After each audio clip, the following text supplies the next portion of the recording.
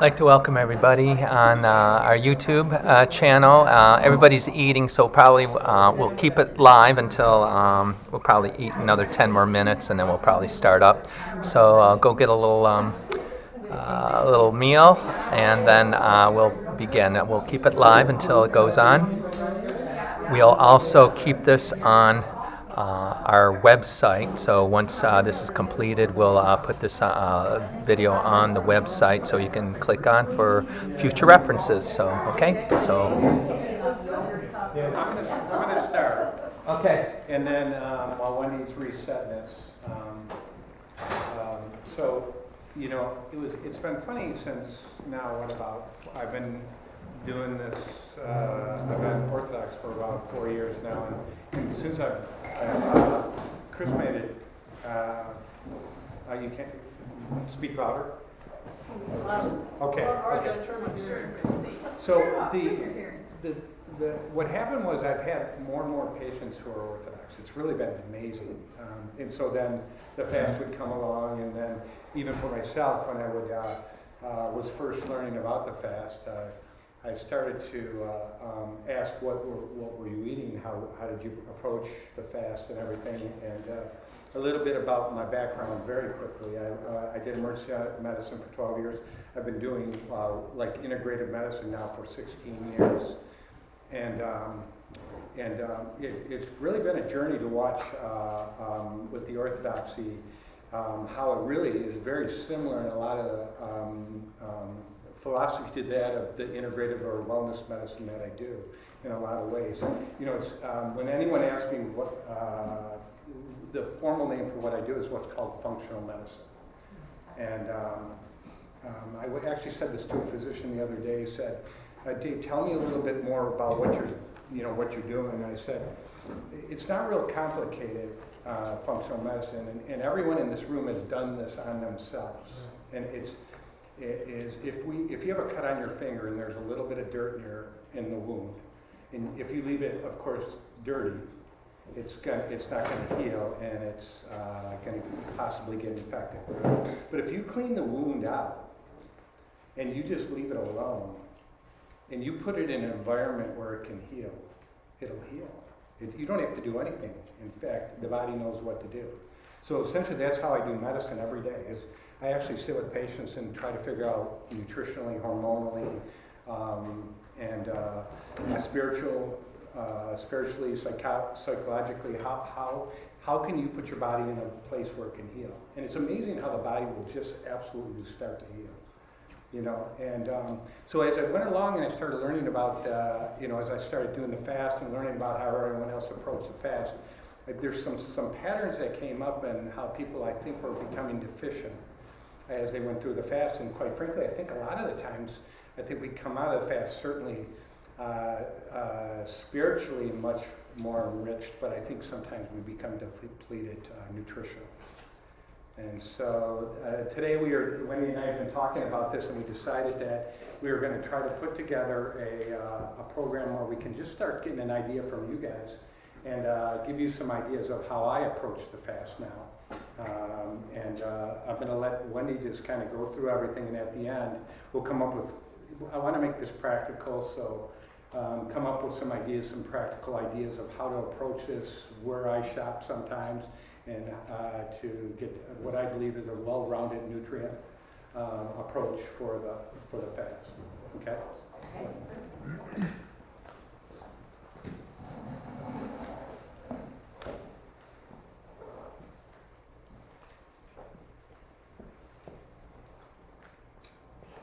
Just take a second to get it up here now.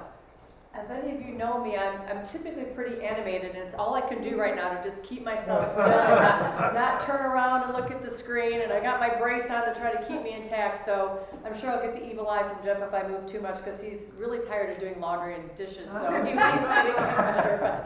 But we're excited to be here today, and Dr. David and I have been talking about this for a long time, and we know that we're going to share some benefits of spiritual fasting as well as physical fasting, and we're really going to hone in then on a little bit of the perspective of health that will maybe help you shift your mindset about how you think with food, and maybe even redefine your relationship with food a little bit, And then we'll end up with a bunch of practical tips and tricks that will hopefully give you a very beneficial Lent. So let's get started.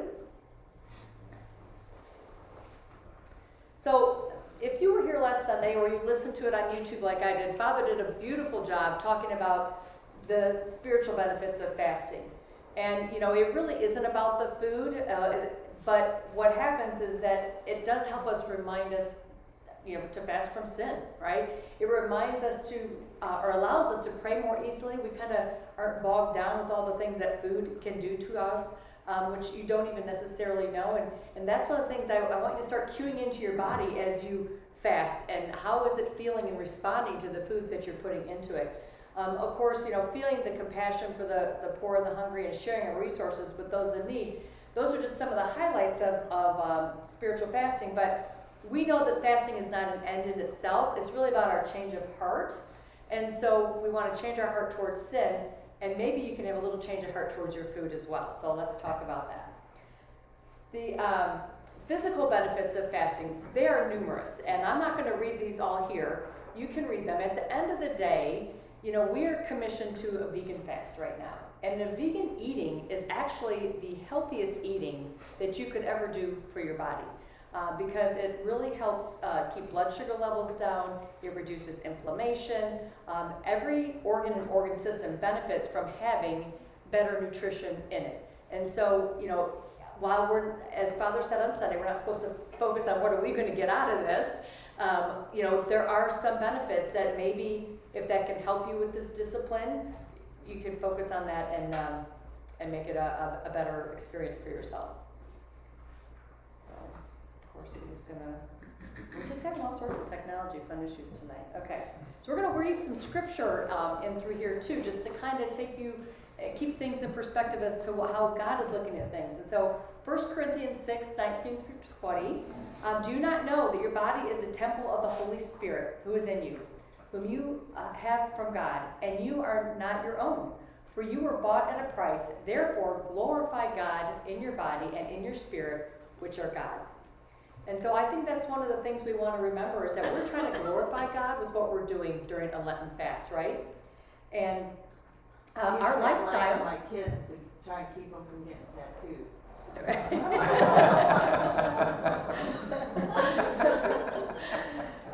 So we know that lifestyle is one way that we can honor God with our bodies, and we're going to talk about some of these components tonight.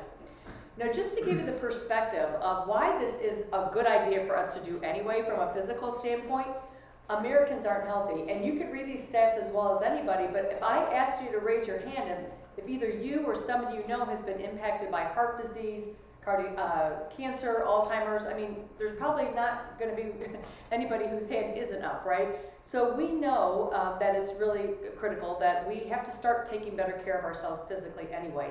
And in fact, it's really impacting our next generation, because our generation, the next generation of children, are more harmed by poor nutrition than by drugs, alcohol, and tobacco combined. That's the significance of nutrition in our diet. You know, 80% of the foods that we have today didn't even exist 100 years ago, much less in the Garden of Eden. Okay? So 70% of the food we are eating is processed. And this processed food contains a lot of sugar. And I'm sure Dr. David could give a very detailed explanation of all the impact of the glycemic index and everything, and how that affects your metabolism and increases risk of diabetes, etc. But the sugar is a huge culprit for our poor nutrition and our poor health. Just a couple teaspoons of sugar can suppress your immune system by 50% for 4 to 5 hours. Now, why is that? Well, our immune system lives in our gut, okay? And so when we're feeding our body unhealthy food, it compromises that immune system. Also, serotonin lives in our gut, and that's our happy mood, right? So when we're impacting our mood with negative food, that also affects our ability to have good judgment. And I also feel like that's one of the benefits with this spiritual fasting like this, is because we want to hear God more clearly and His direction in our life. And when we're feeding our bodies well, we give ourselves a fighting chance to do that. Well, the poor nutrition really causes oxidative stress in our body. And you've probably experienced this if you've eaten an apple and you see how it browns. Well, the same thing's happening inside of our body. We have 37 trillion cells in our body, and each one takes 10,000 oxidative hits a day. And so that's where the disease process starts, because the free radicals attack our healthy cells, they become damaged cells, and then we get sick. But the good news is the food you put in your body can actually reverse that impact, okay? You can actually put antioxidants from fruits and vegetables in your diet in order to be able to combat that negative stress, okay? So, Psalm 139:14 says, I will praise you, for I am fearfully and wonderfully made. Marvelous are your works, and that my soul knows very well. Well, this is God's design. And I think it's pretty interesting that a lot of the foods that they want us to eat look like the organs that they support. You know, the sweet potatoes support the pancreas, the carrots supporting the eyes, the avocado shaped like a uterus. So the wine, of course, with blood, it has great resveratrol in it, also for our heart, in moderation, of course, because it does take 3 hours for every drink you have for your body to detox a glass of alcohol. So it's not a very good thing to have on an abundant basis for sure. But you can see that God had a plan. He had a plan for our bodies and how they were made and the food that was to be nourished in them, okay? And I don't think it is an accident that he's taking us back to the food we ate pre-fall, okay? Pre the fall, before they ate that apple. You know, they were commissioned, and we're going to see that scripture in a minute as well. So we're also encouraged to eat the rainbow. We know the rainbow, of course, is God's sign of the covenant with us. And I don't think it's a coincidence either that the rainbow is designed to have the nutrients in it that our body needs. Dr. David talked about, you know, are we nutrient deficient? Well, every different color provides a different phytonutrient. And those phytonutrients go to different organs and different organ systems.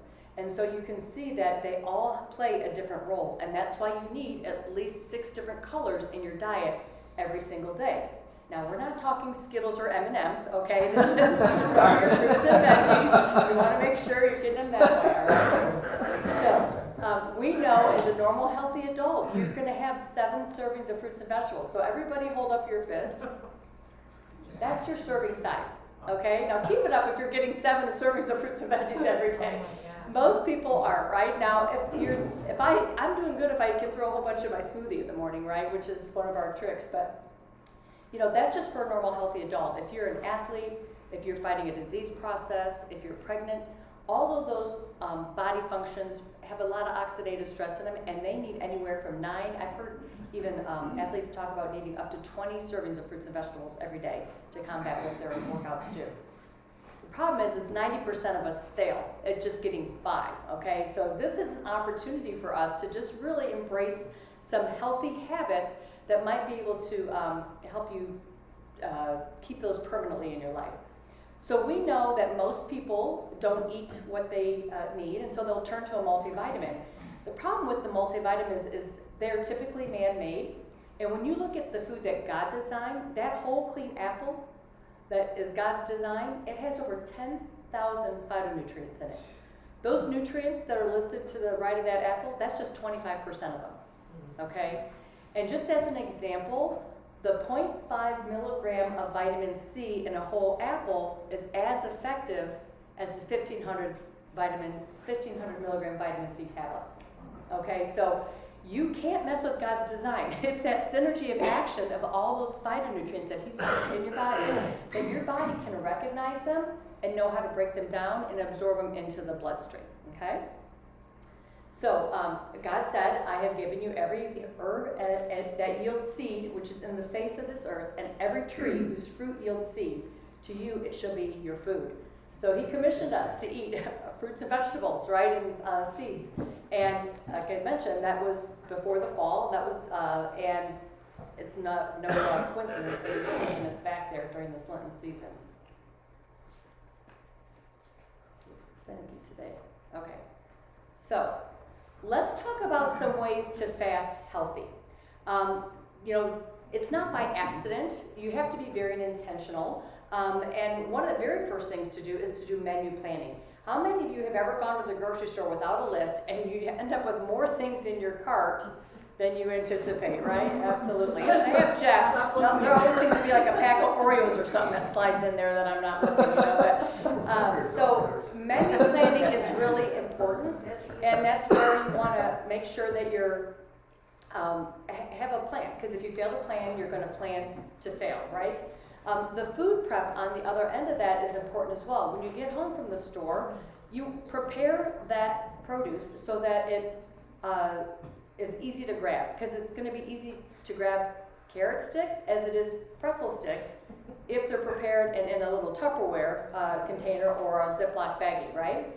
I like this idea of scaling your hunger 1 to 10. This has a lot to do with keeping your blood sugar level at an even level too, so that you don't have those spikes. But when I was working with a food psychologist a couple of years ago, she was talking about how you, on a scale of 1 to 10, where 1 is you're famished and 10 is you're so full you can hardly move, you want to stay around a 5. Because have any of you experienced, like when you're so hungry, you walk in the house, it's like whatever is not moving, you'll eat, right? You just want to get something in your body, and that's where you'll have a tendency to just grab things that might feel like comfort food, but they really can spike your sugar, and then about an hour later you crash down, and then you don't feel satiated and you feel like you're hungry again. That's what happens when we let ourselves get way too hungry.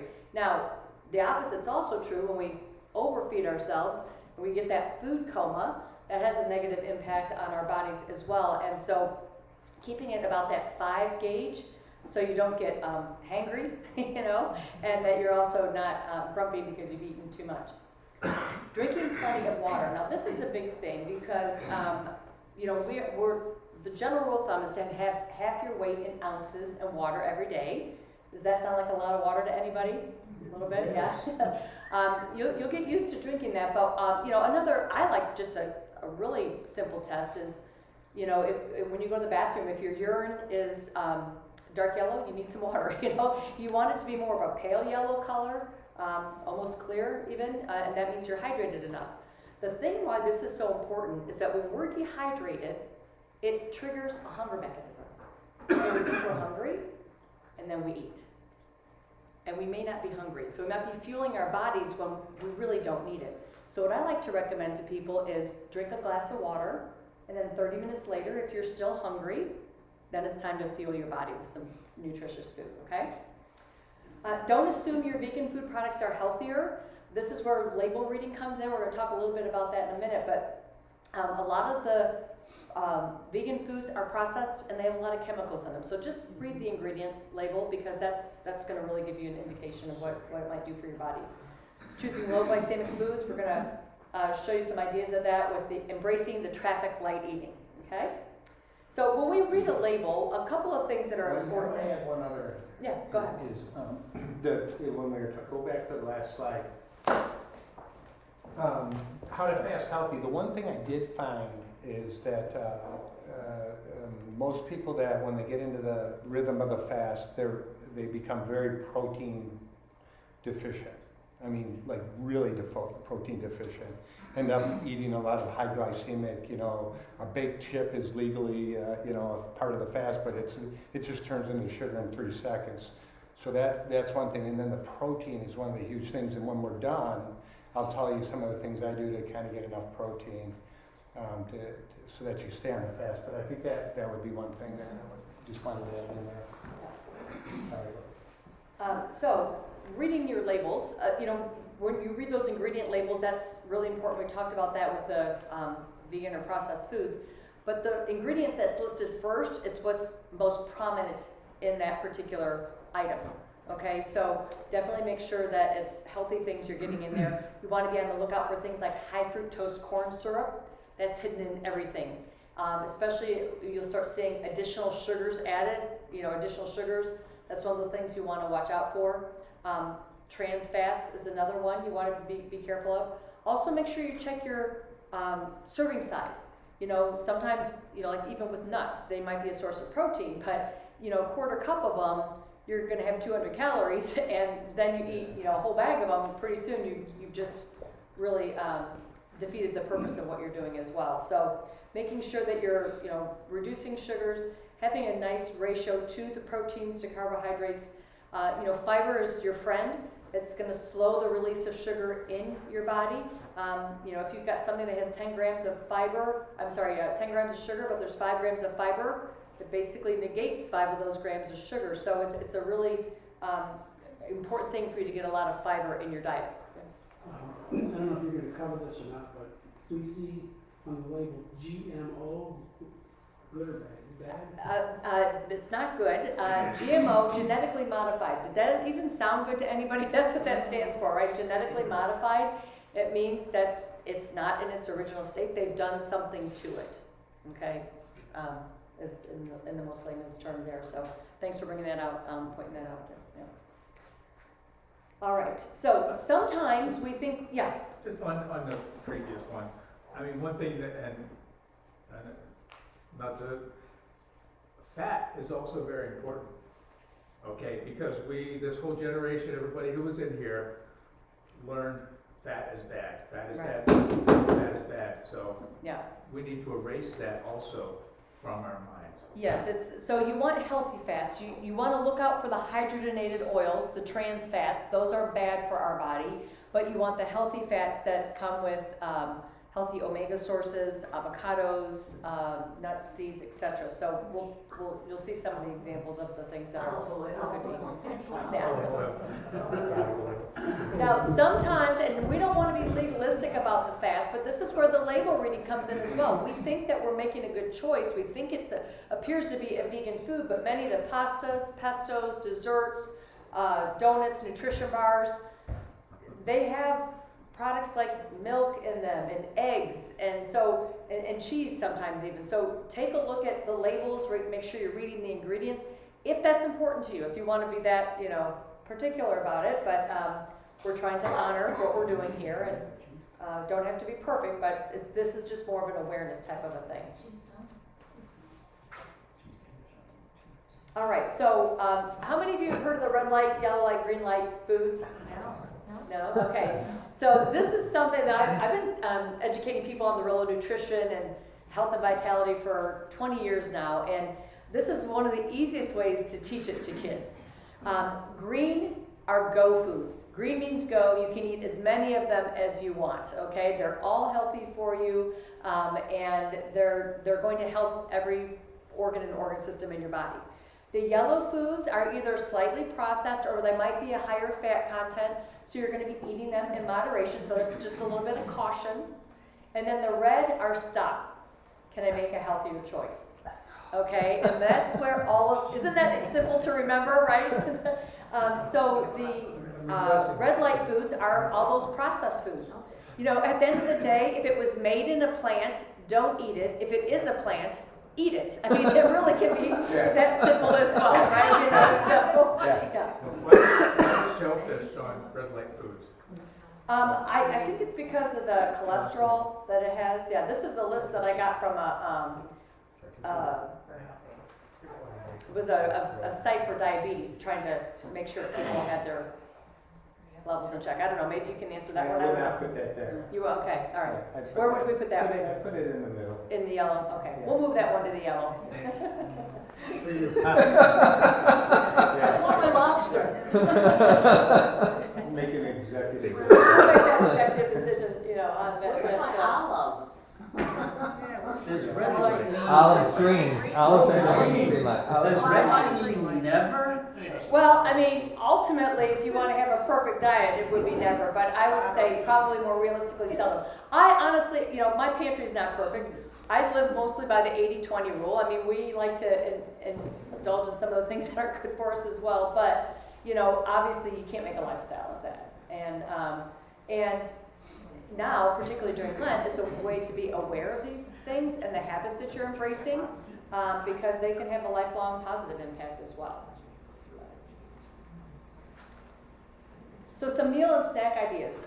These are some of the things that we like to do that have really made our fast and or healthy eating journey palatable, if you will. Smoothies are a great way to have something that have a plant-based protein that has a lot of grams of protein and fiber in them is great. This is the way that I do get a lot of food and a lot of fruits and veggies in my daily consumption, if you will. We buy a lot of frozen fruit. That way you don't ever have to worry about it being bad. I also like the consistency it makes my smoothies. It makes them a lot creamier. Also, we don't throw out bananas anymore. Once they start turning past the point where I like them, I just freeze them, and then they're great for the smoothies. Avocados are great that way too. Anybody ever throw out an avocado or two because it's overripe? Huh. Yeah. Yeah, before it gets too ripe, throw it in the freezer, and it's a great addition to your smoothie. You can't taste spinach when you add it to a smoothie. So that's a really simple way to get additional greens in your diet. And incidentally, fruits and vegetables have more protein in them that that would have been a good chart to have in here, like to show how much protein produce actually can provide to your diet, and calcium too, they're good. The grain bowls, we like to take whole grains like couscous or wild rice or, farro, quinoa, and then we'll just roast a whole pan of veggies, like just make a big, huge cookie sheet of veggies, and then it's easy to just have leftovers for a couple of days, and super simple to warm up as well. Of course, veggie burrito bowls, stir fry, tofu, the non-GMO, again, is a very important. Non-GMO organic is a good, clean source for tofu. Hummus with veggies is a great snack.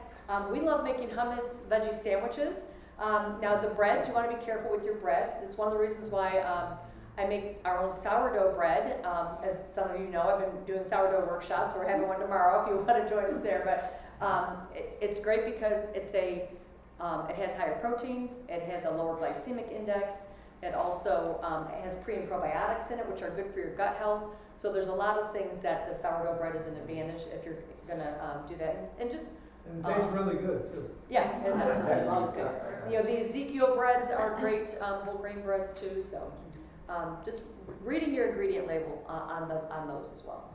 Are you going to cover almond milk or oat milk? That sounds nasty for you. Yeah, I didn't put any of that in there. I mean, there isn't that much nutritional value in the plant-based milks. Some of them are better than others. They're coming out with all sorts of ones now, with like the flax protein, and I haven't done much research on those yet. I don't know. Maybe you could talk to those. That was the only one that's really that good for you, right? Yeah, the other ones you got to really look at it really careful. You'll see that there's a lot of sugars in a lot of those. Yeah. That's the challenge. But I mean, when you're trying, go ahead. So if you get almond milk that's unsweetened, is there still sugar in that? I think there's a little bit, but it's not that bad, especially when you're going through the phase. Yeah. Yeah.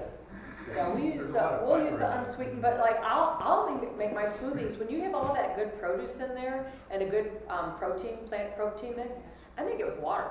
Like I don't miss the milk in mine. So that's something to think about too. Alternatives to pasta are the zucchini noodles, the spaghetti squash, cauliflower rice. Those are all really great alternatives to a pasta if you're trying to reduce the amount of carbohydrates in that regard.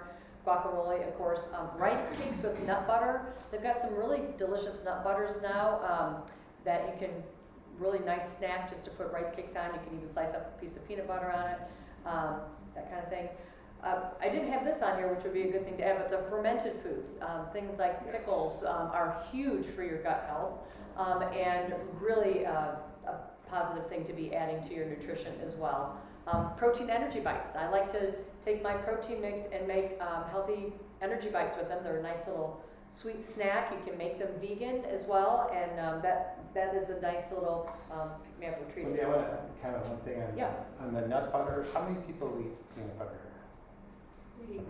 Peanut butter. Yeah, so peanut butter. So, Jeff and Skippy, how some of the healthier quote-unquote peanut butters, the oils on the top, right? The reason why the peanut butter will mix with the oils, like Jiffy and that, is because they have emulsifiers in them, and these emulsifiers.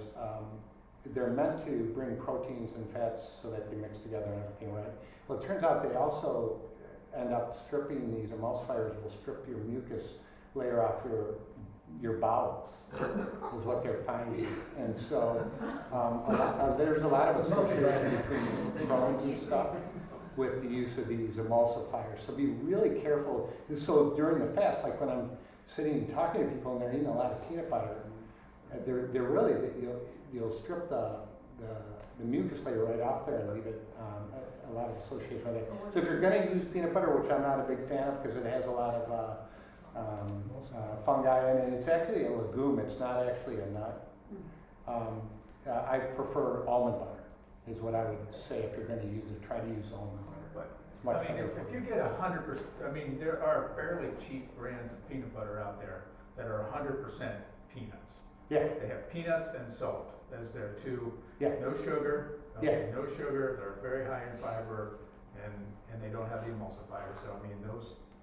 They're okay. I'm not saying that it's not, when you just watch that with with the ones that are mixed up because of the emulsifiers and many other foods, by the way, you'll find other things amazing. So they're good, but if you had to choose between almond butter and peanut butter, I'd get used to almond butter. It's got a lot more nutrients in it than that. Just because you're going through 40 days and somebody might get a habit every day having peanut butter and that kind of thing. That's what I saw one time. So. All right. So here's some resources, and I meant to print off some of these pages. So if you want to take a picture of the resources here that can give you some ideas, and I'll share a few of our favorite. This fiber fueled, Dr. Will, he also has a fiber fueled book, which is really great about educating on gut health. But this is an awesome cookbook. The recipe that I had tonight that we made with the kale and the quinoa, it was either out of this one or I don't know. I can't remember which one. It was out of one of these for the love of real food. And the recipe's in here, besides the fact that they just everything look, oh, it was in here. Here it goes. Everything looks so beautiful. They're easy. Even Jeff makes them himself, so that's good. And then peanut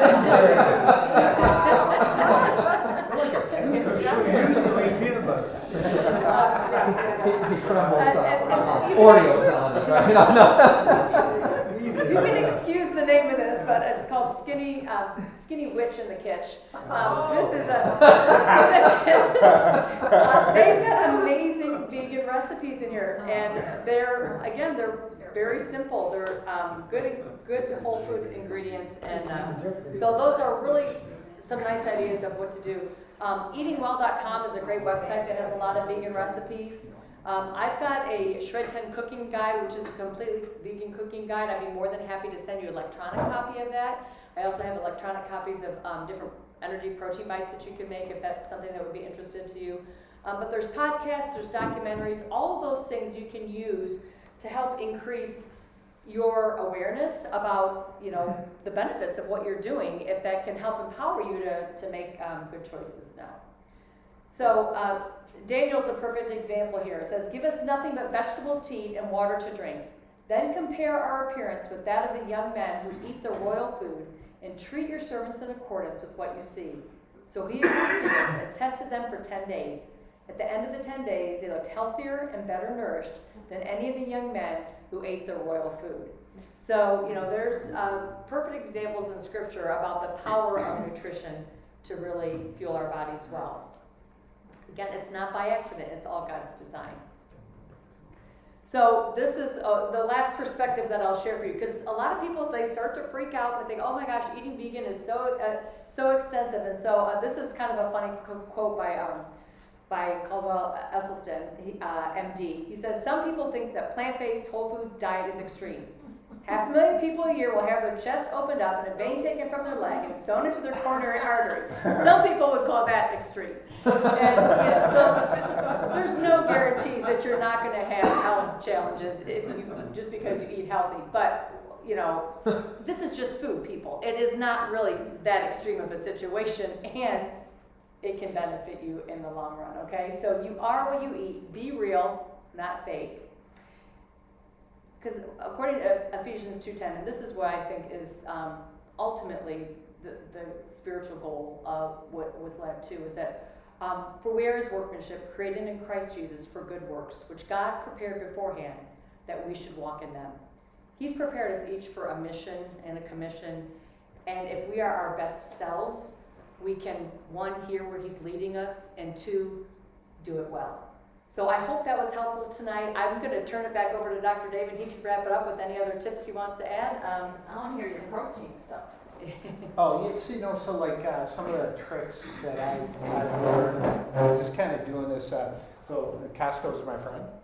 You know, when it comes to the fast, because you can get a real bulk stuff there. Brazil nuts, macadamia nuts. When you're talking proteins, so your seeds and your nuts. You know, like Wendy was saying, you got to be careful though, because it doesn't take a lot to get the amount of fats and proteins you need.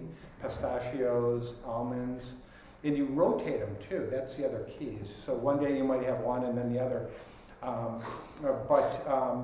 You just have to realize you're not going to be, you have to resign to the idea that you're not going to have to eat a lot of food to get a lot of calories when you eat healthy like this. Because it doesn't take a lot of pistachios to get 250 calories right then. You know, there's a lot of fat, but there's fats and good proteins in all those. So, and then chickpeas are definitely your friend in every different way, hummus and everything, using the chickpeas. Stay away from the white rice. I mean, white rice turns into sugar in your bloodstream in 3 seconds. You know, and anything processed is going to turn into sugar.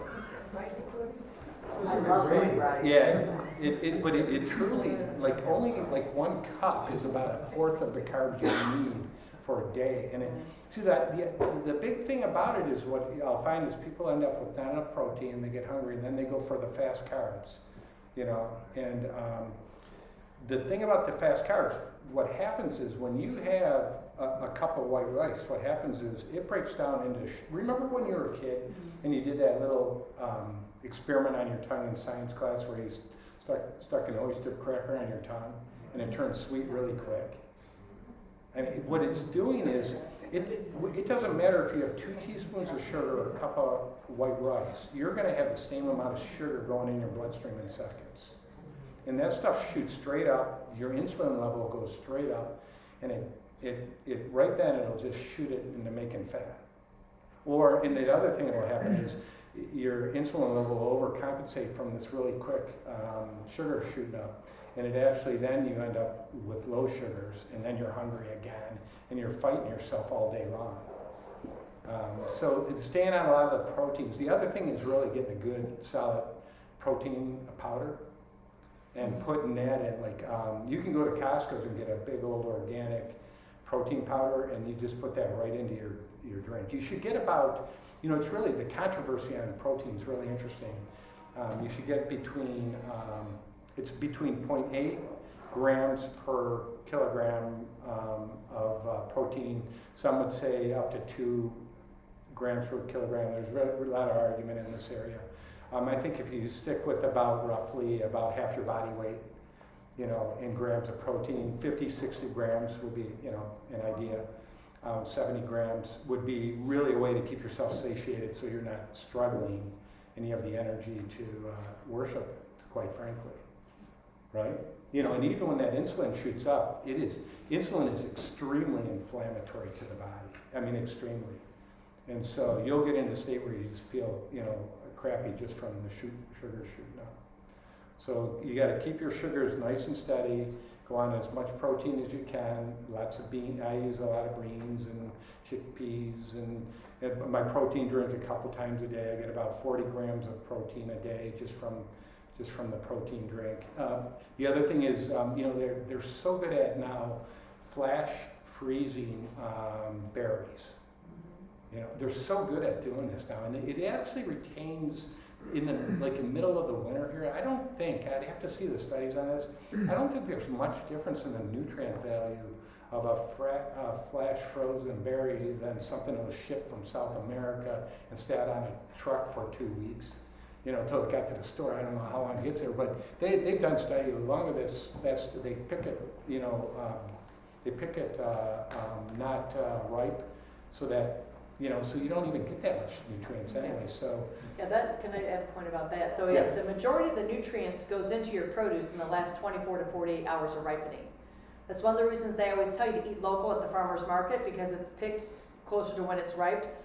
as Dr. Dave was saying, but some of this produce, it's not even from our country, so you can't imagine how long ago it was picked, and then they're gassing it to ripen it up, etc. So definitely want to make sure that, the vine ripened and the flash freeze of vine ripened things are good. Yeah, in the soil, like the soil itself, a lot of them are nutrient deficient now too because of over farming and everything.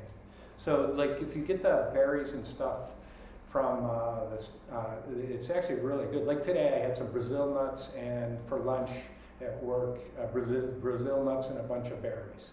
Frozen. They were frozen. They were nice cold when I ate them, and they tasted great.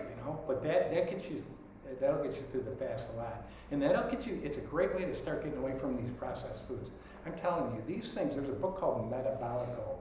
It's Metabolism and Diabolical is Metabolical. I mean, if you start reading these books, your eyes will be lit, and it's a great time during the fast to start shifting off. Just around. They always say never shop in the middle of a grocery store. You shop around the outside. Anything in the middle where it's processed, it wasn't meant to be in the body. That's Sorry. good, because at Trader Joe's, the beer is on the outside. So are some of the bakeries for the record, but yeah, the perimeter in general is another place to shop. Cheese is Yeah. on the outside, So, the dairy. So All right, stay in the produce department. The protein powders, they're either soy, whey, or pea protein, right? So I have a protein powder now that's, I think it's pumpkin, pea, and Yes. something else. yeah, they're coming up with really creative ways to have. But what protein powder do you, I'm just Yeah, curious. it's a vegetable based without the soy, so pea based, and now they have all these other, like you said, pumpkin, and they're coming up with all kinds of different proteins. I've noticed the one we use has a whole bunch of different It's types of protein. technically But pea based, protein yes. is one you can use. But the soy, if it's a non-GMO and it's water washed, that's a different quality of soy. It's Yeah, so I don't know. the soy things that it's There's a lot of people, multiple right. researches on A it. lot of people have a lot of allergies to soy. You have to really really listen to your body if you're going to use soy. At That's what I Costco, would they've say. got one called Orgain, and it's got like a ton of superfoods in it. Yeah. I realize this is a Sam's territory, but that's at Costco, and it's a pea, and it's mostly pea protein. Yeah. Pea and pumpkin, I think, but mostly pea. Yeah. But it's definitely not soy, it's not whey. Yeah, that's a good. I've read that one too. It's not perfect. I read it, but it's a good one. It doesn't It's- taste that great, but it's.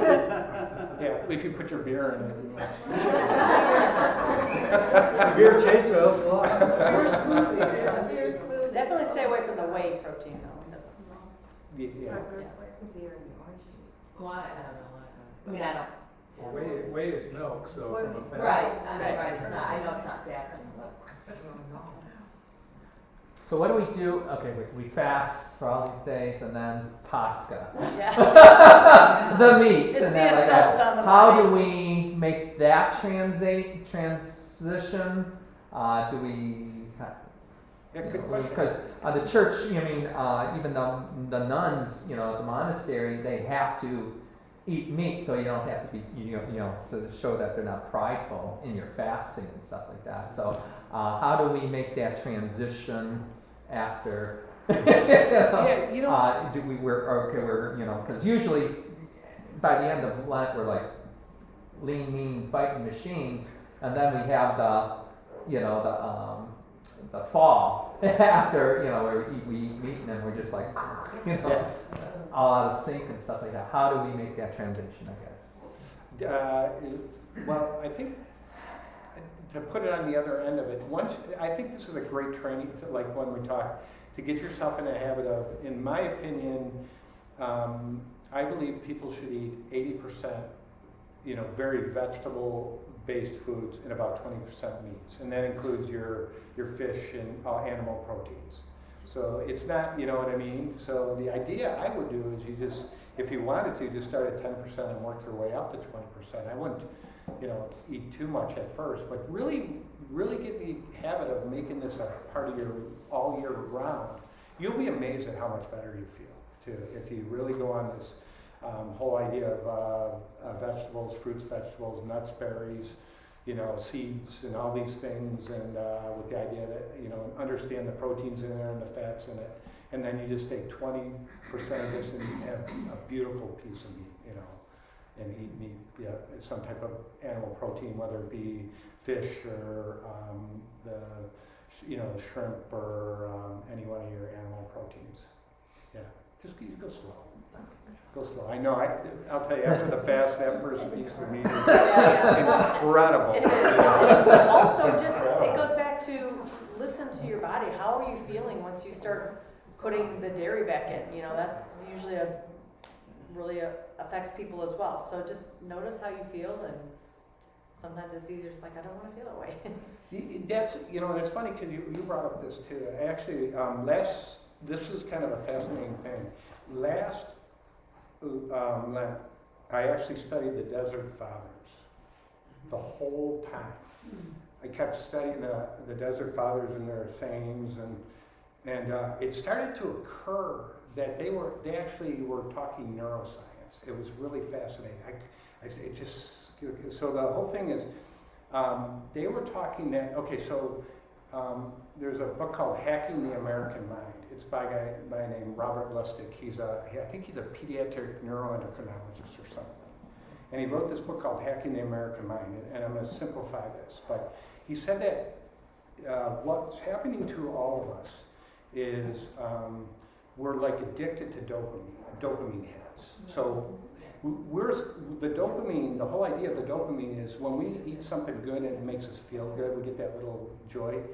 That's actually a primitive mechanism to motivate us to go hunt. Okay, that's what it was meant to do. But what happens is every time we go on our phone and you know, shop online or watch something online, or we eat a high glycemic food and we shoot our sugars up, we're getting a dopamine hit. Like literally all day long, we're getting these dopamine hits. Well, our brain actually has an adaptive mechanism where it actually starts to downregulate what's called the receptors, which are the docking stations for the neurotransmitters and stuff. And so the brain actually downregulates its ability to feel the joy, the happiness from the hits, right? It's in an area called the nucleus accumbens in the brain cortexes. But what happens also is, unfortunately, while you keep hitting this thing, you actually downregulate your serotonin levels too. So your area of not only feeling happiness, but also joy, contentment, and love, it starts to drop. And so nobody can feel anymore. And as I started reading the Desert Fathers, they started talking about the values of fasting in almost the same way that you can feel God's presence and God's love more by having the fast. So they were talking the same neuroscience as what this guy was talking, the Desert Fathers. And it just one day, it just occurred to me that's what they were talking about when they talked about the value of a fast. Pretty cool, huh? I have a question. For all the years that Paul and I have been married, Uh-oh. we have one unresolved issue that we argue about. You want to father, maybe? This is not the confession time. This is a confession. That was a struggle. Okay, Paul maintains you cannot gain more weight than what you consume in your body. So if you eat a pound of potatoes, you're going to only weigh a pound. But if you eat a pound of potatoes, like with butter, you're going to eliminate it, but you're still going to gain weight from the fats or whatever, even the sugar and so forth. Exactly. So I maintain that you're going to gain weight. She maintains you can gain weight ex nihilo. Well, whatever. Do you understand my question? A pound of potato or a pound of potato chips? Potato or potato? Right. No, actually, to be honest with you, potatoes are very high glycemic. Right. Potatoes turn into sugar very quickly, just like the rice. And now, cold potato, you can get into this too, something called resistant starches. Cold potatoes actually are resistant starches, and so they break down much slower than a hot potato. But potatoes, what you're doing is basically shooting. Your body sees when you eat a potato with, it's gonna turn into sugar very quickly, and your insulin level will go up, so you'll gain some fat off that.